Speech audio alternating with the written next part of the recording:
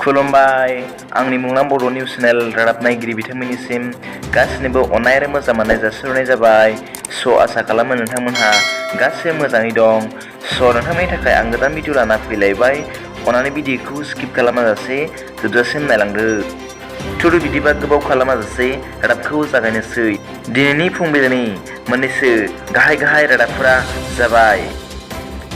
सेथियाव दं रासियानि सान्थ्रिफ्रा इउक्रेनाव सानजाथिं आवगायबोगासिनो दं होनना CNBC रादाबाव फोरमायदों।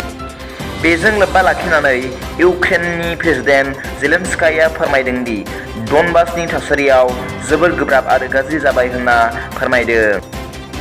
नैथियाव दं मेघालयानि CM कनराड के सांमा बिथाङा इलेक्ट्रिक कार एबा मोब्लिबजों सालायजानाय गारि बायनानै लादों होननानै ZEE निउजआव फोसावदों।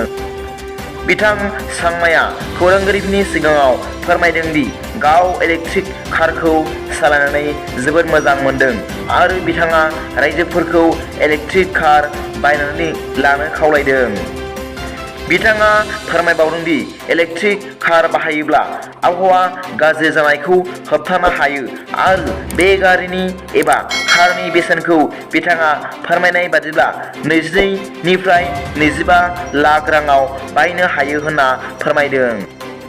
थामथियाव दं आसामनि काछार जिल्लानि खमैबो 30सो ACS अफिसारफोरा गिबि मन्थ्रि हेमन्त बिश्व शर्मा बिथांनियाव BJP MLA बिथां कौशिक रायनि बेरेखायै गोसोखां बिलाइ गथायदों होनना हिन्दुस्तान टाइम्स रादाबाव फोरमायदों।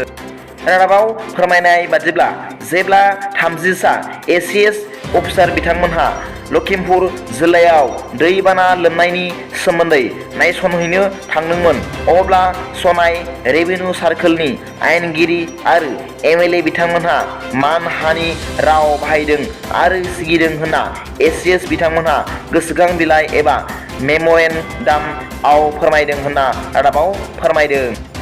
ब्रैथियाव दं थांनाय 27 मे शुक्रबार खालि भारतनि गाहाय मन्थ्रि नरेन्द्र मदि बिथाङा भारत ड्रन महोत्सव 2022 मुंनि भारतनि देरसिन ड्रन फेस्टिभेलखौ दिल्लीनि प्रागति मैदानाव बेखेवनानै होदोंमोन होननानै हिन्दुस्तान टाइम्स मुंनि रादाबाव फोरमायदों। बेयाव ड्रन उरायहोनाय दिन्थिफुंनाय हाबाफारिबो लानाय जादोंमोन होनना रादाबाव फोरमायदों। बाथियाव दं मैया कुसुगाव पुलिसआ गोख्रों सिग्रोमनायनि गेजेरजों भारत आरो भुटान सीमा ओनसोलाव फेबसुआव मा-13 मोसौजों लोगोसे 7 सुबुंखौ हमनो हायो होनना खौराङाव फोरमायदों।